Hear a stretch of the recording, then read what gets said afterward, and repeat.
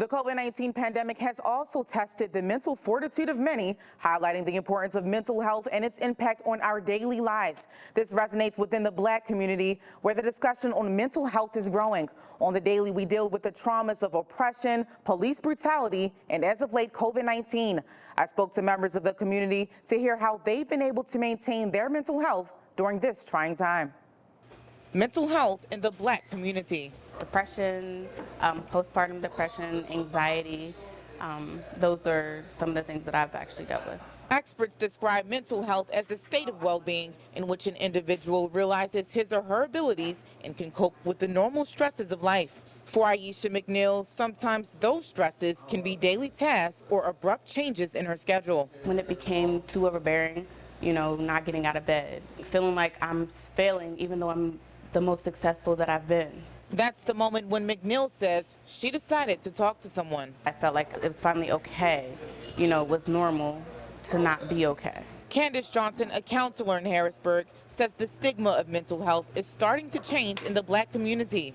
I think our society is shifting in general, where therapy is being normalized, but I think there is just a shift in how we are coping and dealing. The shift was necessary after dealing with the aftermath of George Floyd's death and the COVID-19 pandemic. We're seeing elevated rates of anxiety and depression, of just trying to cope and deal with the stress of COVID and oppression and all of that in one. On top of that, members of the Black community are dealing with the trauma of everyday life. How we were raised, how we live, how we wake up, how we go to sleep, how we eat. Timothy White runs an ex-offender reentry program called A Miracle for Sure. His goal is to lower the recidivism rate in central Pennsylvania.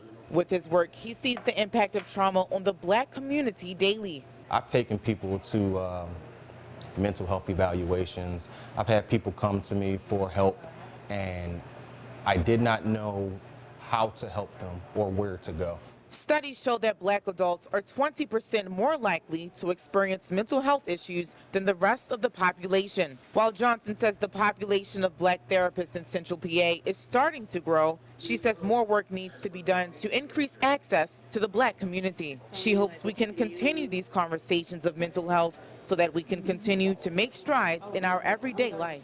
I'm actually in a really, really good place. For me as a woman, as a Black woman, I have to be superwoman.